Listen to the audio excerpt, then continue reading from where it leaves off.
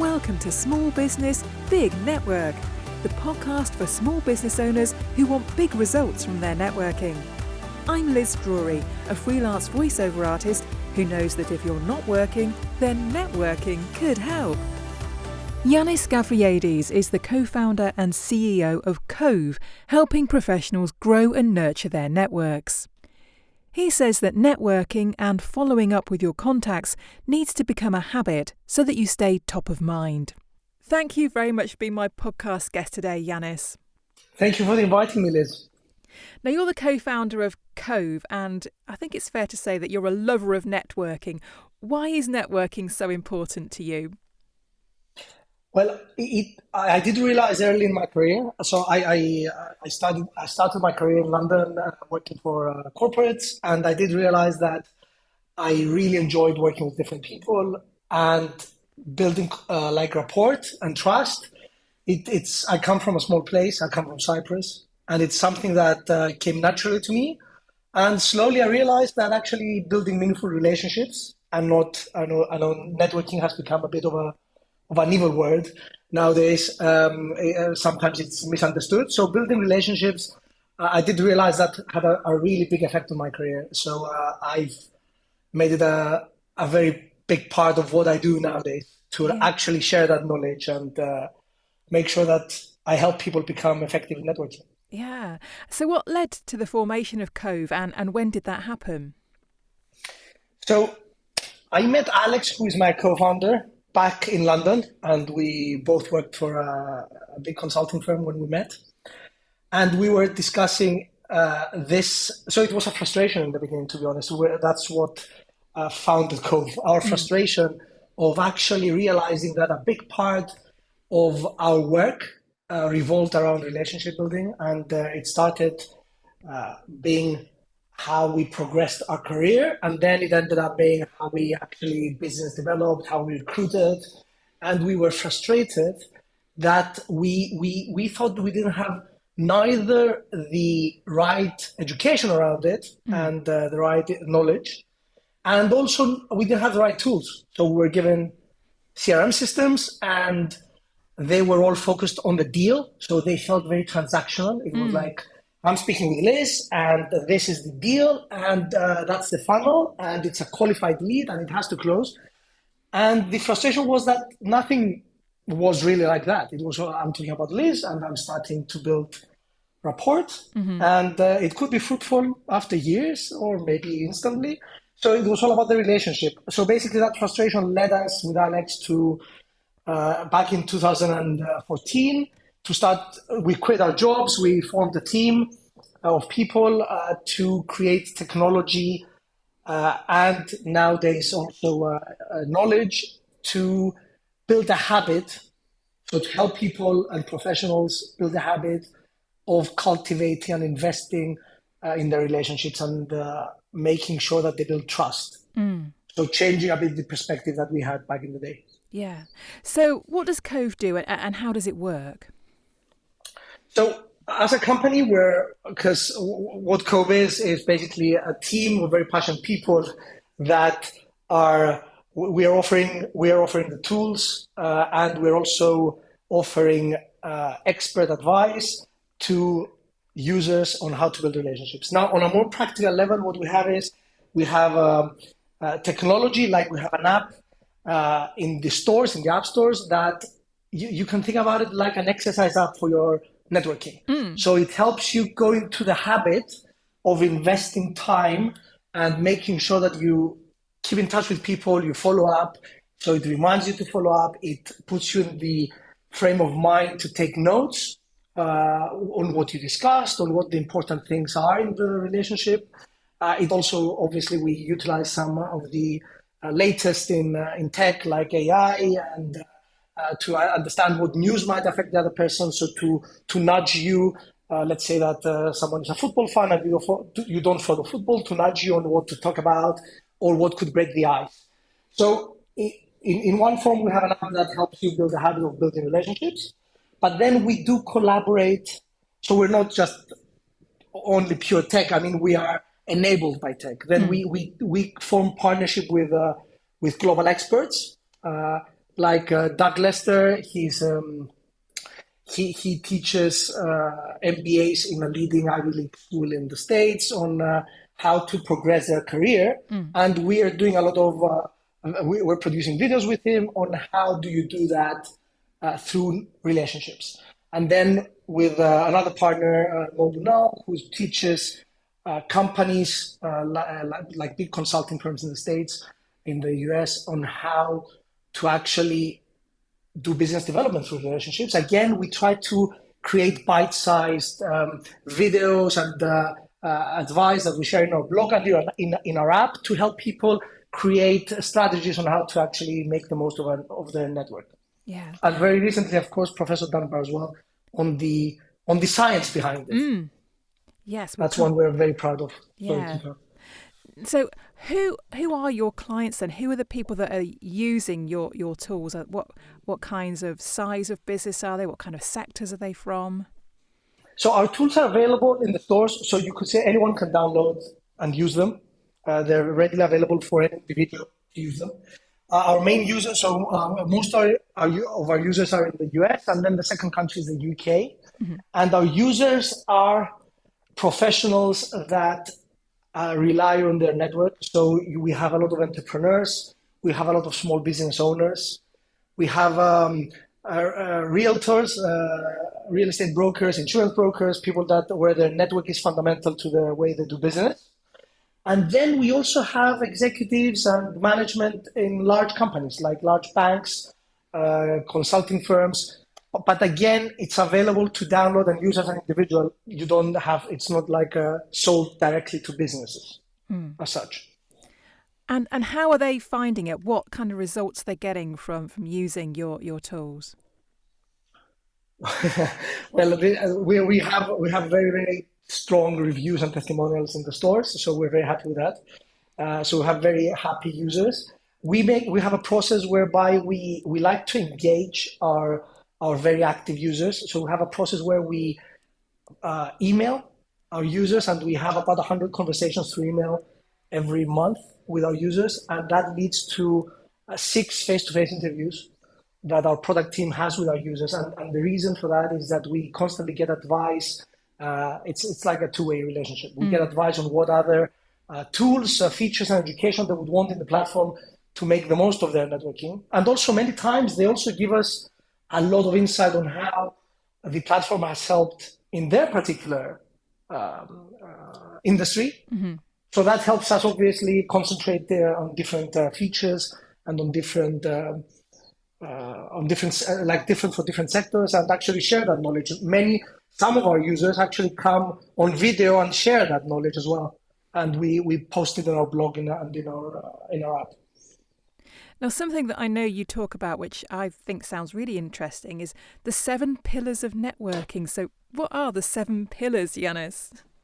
The 7 pillars of friendship. Yes, this is a very interesting one, because I don't know if your listeners are aware, but we are very, very, because we look at networking in depth, there's a number called the Dunbar's number, which is that any human can have up to 150 meaningful relationships, and it was created through the research of Professor Robin Dunbar, who heads evolutionary psychology at Oxford University in the UK, and actually through relationships, which is part of what we really believe in, of course, we actually met with Professor Dunbar back in December, and we started a podcast with him where I basically talk casually with Professor Dunbar and I asked him to share the 25 years of research that he has on how humans actually have evolved in these social creatures and how they actually cultivate relationships. And through that, in the first episode, we talk a lot about the 7 pillars of friendship, where the professor explains that through his research, he's seen that language and actually dialect. So these are pillars that when you meet someone, let me do an intro before I explain them all 7 of them. But when you meet someone, we subliminally gauge how many of this, what commonalities we have across them, and that creates a sense, a quicker sense of rapport and bond between the two individuals. So it's language and dialect. Then it's the location where we grew up, so you have the common location that creates an instant bond. It's the career trajectory that we have, so lawyers will hang out with lawyers, as the professor explains, because that becomes, it's a very big part of their life, and that becomes a very common ground. Of course, hobbies and interests. Then the world view, so things like religion or how we perceive different global affairs. And then the most interesting ones that were mentioned were music, like similar music tastes and similar humor are very big aspects that we judge when we meet someone and we build rapport through them. Yeah, that's interesting. That's definitely true, isn't it? I know when if you're on holiday and you happen to meet someone else from your country, there's an instant rapport there, isn't there? Even yes. You've never met before. Exactly. And the professor was telling me that it's through the research that they've done, he was sharing that if you match on many of those pillars, then the individuals become much more willing to offer help and to reciprocate help that the other one may need with less interaction, you'd like. Yeah. So I guess we're drawn to other people that are similar to us, aren't we? Yes. And then he goes on, which is very interesting, to explain that this is like the evolution from a village society where it was just a family to now we're living in huge urban areas where the family has been replaced by friends. And so, but we do carry a lot of that instinct with us still today. Yeah, interesting. Now, I know that also you're a theatre lover. And you talk about how entertainment can be a foundation for building professional relationships. So tell me something about that. Okay, where do I start? So I love theatre personally, and when I used to live in London, that was a very big part of my life, theatre. And then actually, I did start a company with a friend, a non-profit, and we produced theatre. And then with another friend, we started a stage door, which is a theatre discovery app, which is live in London. You can find it in London. And so theatre has been a very big part of my life. But interestingly, it has led to seamless relationship building, because as you go into a theatre and coming out, you have this powerful common subject to discuss with fellow theatre goers. Yeah. And it's amazing how that creates a conversation, a momentum, and you can like go in as strangers and come out as friends. Yes. And in comedies, Professor Dunbar was saying that in comedies that's even more powerful. So if you were laughing with strangers and you come out of a comedy club, for example, this is an amplified effect. When you've been laughing with strangers and you come out of it, you come out as friends, as a community. Yeah, that's interesting. It's that shared experience, isn't it? That thing you have in common. Yes, absolutely. Yeah, well, I've noticed it from personal experiences, but now it's interesting to see that there's a whole science behind it. Yeah. Now, what would you say the current networking trends are? I mean, obviously things have changed so much over the last 3 years. What do you think that the landscape is like now in terms of networking? Well, that's a very interesting question. So there are different aspects. One is that we've become very busy, and that has forced us to become very transactional with our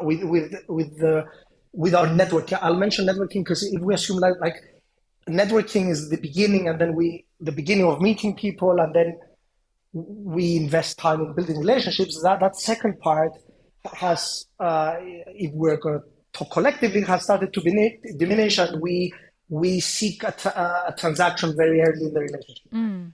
So we've become very transactional. We go on LinkedIn, we exchange some email, with some text, then we go on a call, and we try to find the reciprocal or the value, if you'd like, before we actually build the trust. So I think that was a big trend, and I am quite positive that it's starting to change. We are seeing in our industry many people talk about return on relationship. I mean, there's a buzzword for everything, and this is like a buzzword that I've seen being used, which I love when I see it, because people now have realized that both in the career environment, so progressing your career, but also in the business environment, growing your business, in order for people to differentiate, the transactional strategy is not enough anymore.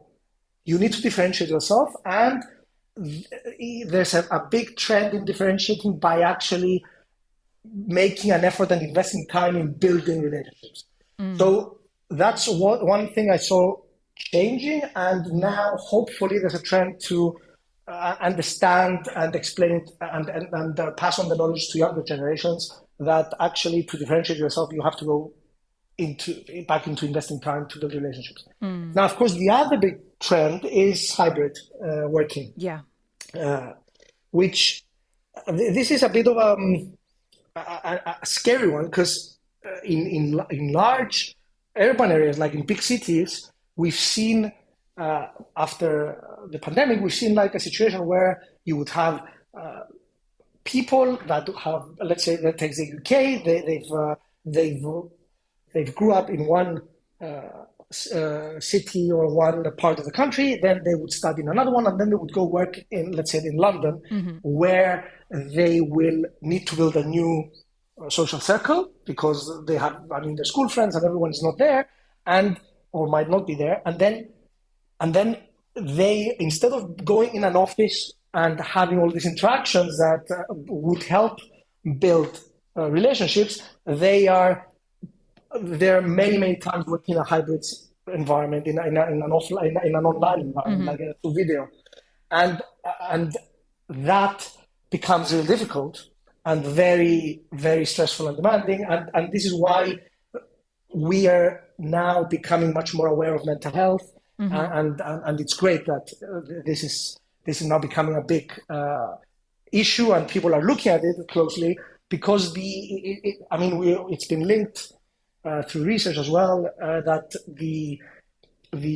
our well-being is heavily dependent on social bonds, and of course our effective collaboration within the work environment is again heavily dependent on effective social bonds. So this new age of hybrid working and online working, coupled with the large companies and people moving to big cities, it has an amplifying effect on loneliness, and there's so many studies showing it. So yeah, I know I've opened a big subject here, so we are very, very, very concerned. And again, this goes into our vision of actually sharing a lot of awareness and knowledge to people to help them cultivate actual relationships and bonds. Do you think it's a positive thing then that we're now starting to move back more towards networking in person as opposed to networking online? I mean, I think networking online is going to continue anyway, but there is now more people actually meeting in the same physical space now. Do you think that's a positive thing? Yes, absolutely. And I think coming out of the pandemic has proved that we are social creatures. As soon as the restrictions were lifted, everyone was back in the pubs in the UK and back in the huge events and in like concerts, which is very positive. And I think if we do come to realize that the hybrid world, of course, is upon us, and we of course we should have video calls, but if we realize that we should make an effort to meet in person as well, and then the video becomes a nice amplifier of the relationship, because it gives you the opportunity to meet over video when you didn't have it before. Yeah. So you could have more frequency, but we shouldn't consider it a replacement of actually meeting in person. No. So here's maybe a tricky question for you. What do you love most about networking?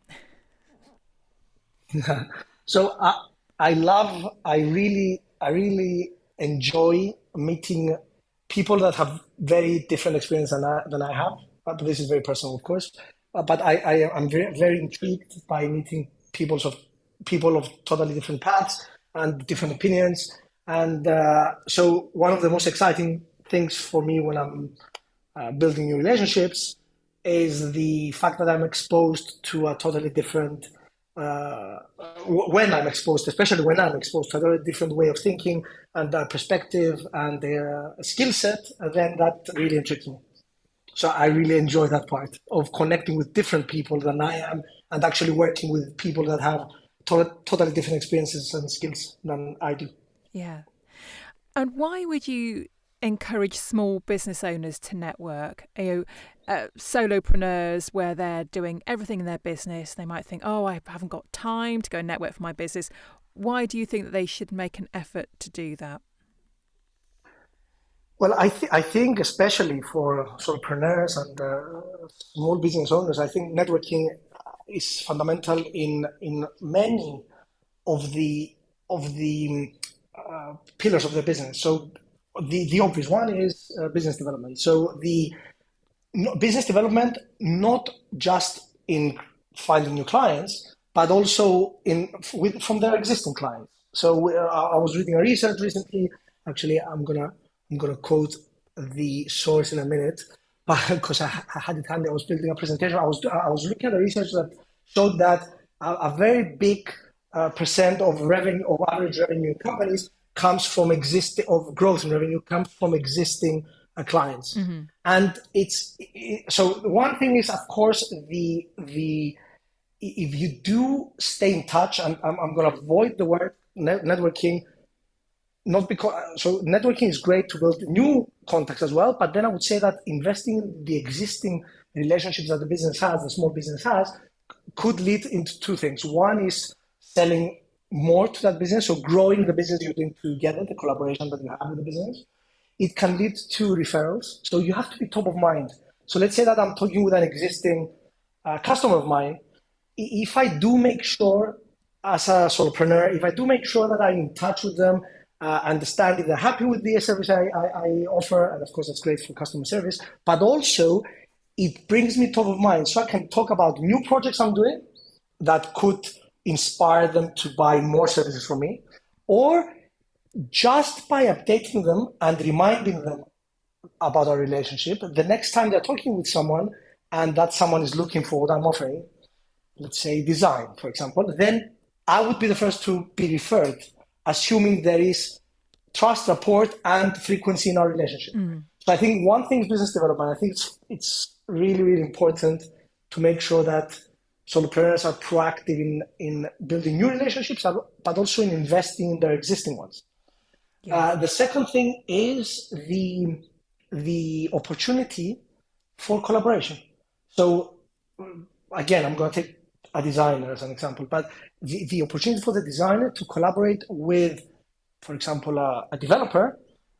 So a designer can collaborate with a developer and then share projects or create a collaboration that's mutually beneficial. So again, it allows the solopreneur to think outside the everyday boundaries that unfortunately they're forced into through the very demanding work life that we currently have nowadays. So I think I think that's the biggest challenge, the fact that we're so busy on our everyday life that we think that networking or calling someone to see how they're doing and see how their work is doing and what their new challenges are, we think that that's of secondary priority. Mm. And I believe putting that in as a primary and actually as a habitual, so maybe putting a slot in your calendar to be doing it can be very beneficial for business growth.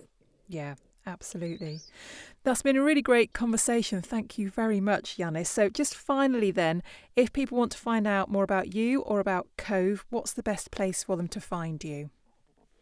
So we have a website called, which is www.covve, that's covve.com, where you can find a lot about the business. But then I'm Yiannis Gavrielides, and I'm very open to connecting to people on LinkedIn, so they can find a lot about me and connect there. Great. Well, thank you very much for being my guest, and the best of luck with your networking going forward. Thank you very much for having me, Liz. It has been a pleasure. Thanks for listening to Small Business, Big Network. If you found this podcast useful, please do rate, review and subscribe. And don't forget to share it with the rest of your network too.